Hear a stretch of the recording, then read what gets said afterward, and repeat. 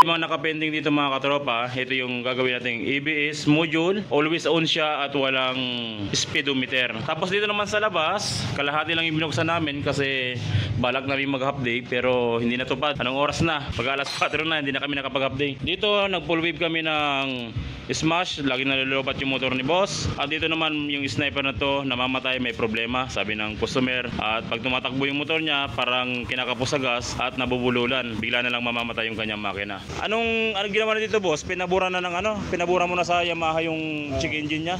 Oo. Tapos pabalik-balik. Wiring ng mini driving kasi baka daw yung mini driving light mo, pinatanggal mo na, baka doon ang problema. Oo, ay pag under ko ulit, may 500 meters, bumalik yung Palyado, parang nasisinok, biglang mamamatay na. Oo.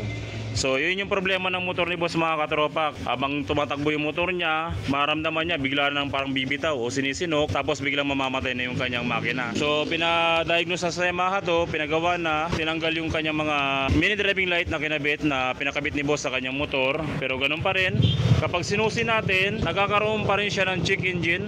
Tapos ganun pa rin yung sintomas ng motor ni boss.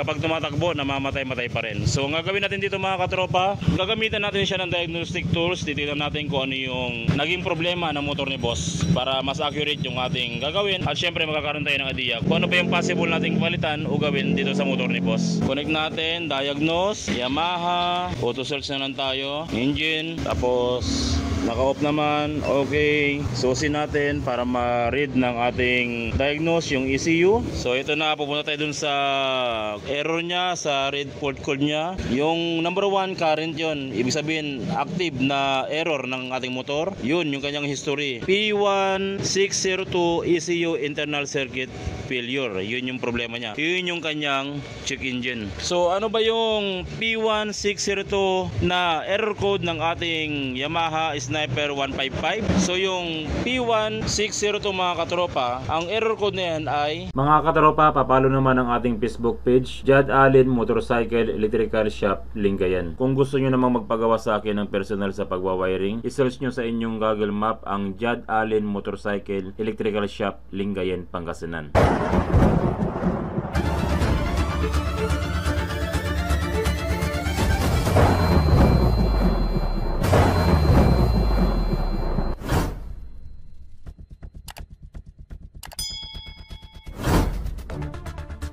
Dito sa battery. Ito, ang ibig sabihin niyan, malfunction yung supply ng battery natin at hindi nag-i-stable yung kanyang supply. So paano natin malalaman kung tama yung supply ng ating battery or stable yung supply ng ating battery? Pwede tayong gumamit ng voltmeter. So kapag ginamitan natin ng voltmeter yung ating battery, dapat kapag pinaandar natin yung motor at nirevolusyon natin, dapat yung kanyang voltahe paangat palagi. Hindi siya magdadrop habang nakarevolusyon ka. Dapat paangat siya from 13, 13.5, 13.8, pangat ng pangat at walang drop. Kasi pag nag-drop yan, nagkakaroon siya ng error P1602. Malfunction yung kanyang supply at hindi stable. Boss, kailan pa yung battery mo? Ilang years na? Ngayon mula ng bilhin. Ilang years na yung battery mo? 2 taon. 2 taon. So 2 taon na yung battery ni boss mga katropa. So since na meron tayong diagnostic tools, ang gagawin natin, dito na natin tignan yung kanyang voltmeter. Hindi na tayo gagamit ng voltmeter, kundi i-check na lang natin dito sa ating diagnostic tools, dito sa data monitoring. Tapos titignan natin yung F1, yung battery voltage 12.3, medyo mahina na yung battery ni boss. Dapat kapag pinaandar natin yan at nire-revolution natin ng dahan-dahan, dapat paangat siya ng paangat at walang drop. So subukan natin paandarin. Boss, makikisuyo nga ako boss, pa hawak yan para kitang kita. So kung mapapansin nyo, 14.2 dahil umaandar na yung motor ni boss. Tapos kapag nirevolution natin, dapat hindi siya magdadrop habang nire-revolution natin ng dahan-dahan. Pangat dapat siya ng pangat. Subukan natin.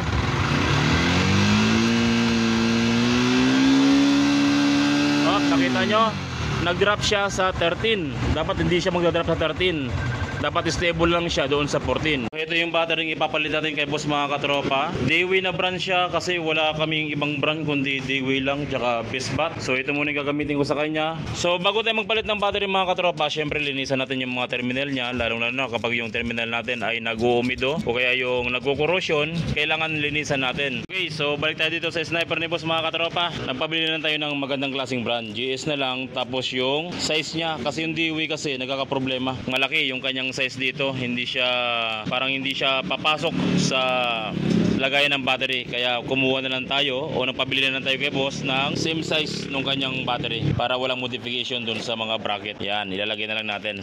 So okay na mga katropa, nailagay na natin yung bagong battery, yung GS na binili ni boss, at subukan natin siyang i-diagnose uli. Tignan natin kung tataas ba o magdadrop pa rin yung voltahe ni boss, kung ano na yung kondisyon niya, kung nag-iba ba yung kanyang kondisyon ng charger. Okay, kantahan na, bango-bango ng bulaklak. Boss, yung remote mo boss? Nandyan yung remote ni boss. Yun, nakay boss yung remote. Okay.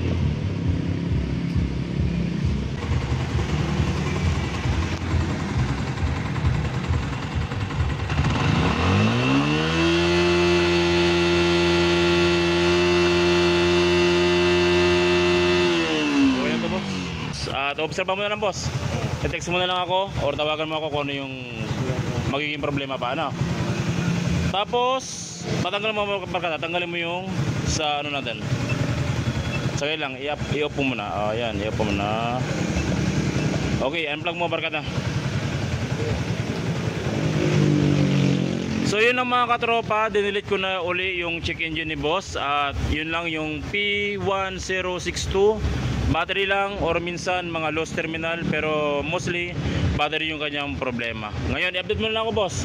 At i-update ko rin kayo mga katropa kung ano na yung naging ni boss, kung okay na ba. Boss, nung nung pinagawa mo to, ilang araw bago lumabas? Para may basihan ako. Ay, ngayon lang, kanina lang. Ay, kanina mo lang pinagawa. Tapos lumabas uli. Lumabas uli yung check engine. Pag takbo mo, lumabas uli. So yun mga katropa. Ito palang motor ni boss mga katropa, kakapagawa niya lang sa Yamaha at dinilit yung kanyang check engine. Pero nung tinakbo niya, wala pang almost 5 meters o 1 kilometer, lumabas uli yung kanyang check engine. Ngayon boss, i-update mo kami para i-text mo ako na kung good na. Saan ka pa uwi boss? Bugal yun, malayo na yun. Dapat lalabas na siya kung may problema pa. Sabihan mo ako boss ha. I-update ko kayo mga katropa sa text ni boss kung lumabas pa yung kanyang problema. Pero sa ngayon, yun ang battery ang nagiging problema talaga. Kadalasan na nagiging problema yung P1062. Yun lang yung papalitan nyo, lalo na kapag yung battery nyo ay sobrang tagal na o kaya 2 years may git na. Lalabas talaga ang check engine at syempre drop na yung voltahe ng ating battery. Boss, i-update mo ako kung namamatay pa rin tulad ng dati.